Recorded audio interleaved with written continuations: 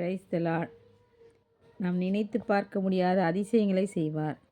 நாம் கிரகிக்கக்கூடாத பெரிய காரியங்களை அவர் செய்கிறார். யோபு 37 அதிகாரம் 5வது வசனம்.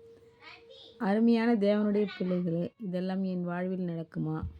இப்படியெல்லாம் கூட தேவன் ஆசீர்வதிப்பாரா? அவரால் என்னையும் உயர்த்த முடியுமா என்று சொல்லும் அளவுக்கு தேவன் உங்களை பிரமிப்பில் ஆழ்த்தி வியக்க வைக்கப் போகிறார். பாருங்கள். யோசேப்பு தரிசனம் காண்கிறான். கண்ட அன்றைக்கே அவன் தன் சகோதரர்களால் துன்புறுத்தப்பட்டு எகிப்திற்கு அடிமையாக விற்கப்படுகிறான். அங்கே போத்திபார் மனைவியால் வீண் பழி சுமத்தப்பட்டவனாய் சிறைச்சாலையில் 13 ஆண்டு காலம் கழிக்கிறான். அவன் வாழ்க்கை இரும்பு கம்பிகளுக்கு உள்ளாக அடைப்பட்டு இருந்தது. அவன் கைகளிலும் கால்களிலும் விலங்குகளை போட்டு ஒடுக்கினார்கள் என்று வேதம் கூறுகிறது. அவன் சிறைச்சாலையில் இருக்கும்போதும் தேவனை குறித்து குறை சொல்லவில்லை. வாக்குத்தத்தத்தை குறித்து சந்தேகப்படவில்லை. வேதம் கூறுகிறது, சங்கீதம் 105:19, கர்த்தர் சொன்ன வார்த்தை நிறைவேறும் அளவும் அவருடைய வசனம் அவனை புடமிட்டது. சிறைச்சாலையிலும் கூட அவனுக்கு தேவன் தந்த வரத்தை உபயோகப்படுத்தினான். யோசேப்புக்கு இப்போது எந்த நம்பிக்கையும் இல்லை. ஆனால் தேவன் யோசேப்பை உயர்த்த சித்தமாய் இருந்தபடியால் எகிப்து அரசன் பார்வோனின் நித்திரையை தேவன் கலைத்தார். ஒரு சொப்பனம் கண்டு திகைத்தான். அந்த சொப்பனத்திற்கு யாரும் பதில் சொல்ல, அர்த்தம் சொல்ல யாரும் இல்லை. ஆகவே யோசேப்பு வரவழைக்கப்பட்டான்.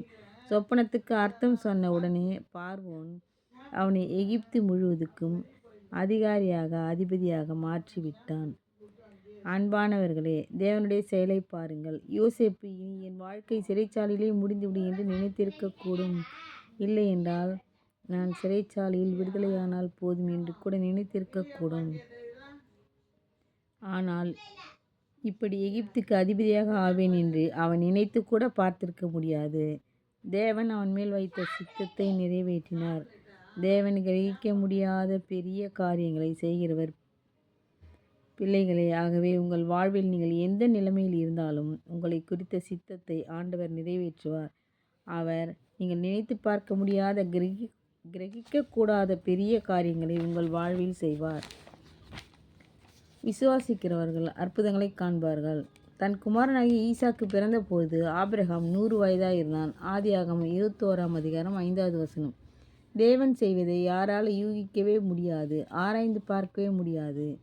ஆபிரகாமுக்கு தேவன் சொன்ன வார்த்தை அவனுடைய 100ஆம் வயதில் நிறைவேற்றினார்.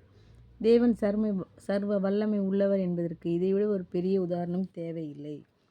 ரோமர் 4 அதிகாரம் 19 வசனம். அவன் விசுவாசத்தில் பலவீனமாய் இருக்கவில்லை. அவன் ஏறக்குறைய 100 வயது உள்ளவனாய் இருக்கும்போது தன் சரீரம் செத்து போனதையும் சாராளுடைய கர்ப்பம் செத்து போனதையும் எண்ணாதிருந்தான். முதலாவது ஆபிரகாம் தன்னுடைய சரீரத்தின் வயோதிபத்தை அவன் தன் எண்ணத்தில் கூட வரவிடவில்லை. தேவன் வாக்குத்தத்தம் பண்ணினதை நிறைவேற்ற வல்லவராய் இருக்கிறார் என்று முழு நிச்சயமாய் நம்பி தேவனை மகிமைப்படுத்தி விசுவாசத்தில் வல்லவனானான் என்று 21ஆம் வசனத்தில் நாம் வாசிக்கிறோம். தேவன் சொன்ன வாக்குத்தத்தம் மாத்திரம் அவன் எண்ணத்தில் இருந்தது. தேவன் சர்வ வல்லமை உள்ளவர் என்பதை அவன் முழு நிச்சயமாய் நம்பி ஸ்தோத்திரம் பண்ணிக்கொண்டே தேவனை மகிமைப்படுத்தி கொண்டிருந்தான். ஆகவே ஆண்டவர் ஆபிரகாமுக்கு சொன்ன வாக்கை நிறைவேற்றி 100வது வயதில் ஈசாக்குக்கு தகப்பனாகும்படி செய்தார். தேவ பிள்ளைகளே, உங்கள் வாழ்வில் தேவன் அற்புதம் செய்ய வேண்டுமானால் நீங்கள் தேவனுடைய வார்த்தையை, தேவனை விசுவாசிக்க வேண்டும். அந்த விசுவாசத்தை நம்மை விட்டு முற்றிலும் அவிசுவாசத்தை நம்மை விட்டு முற்றிலும் அகற்ற வேண்டும். அப்படி செய்யும்போது தேவன் உங்கள் வாழ்வில் அற்புதங்களை செய்து மகிமைப்படுவார். ஆமேன். Thank you Lord.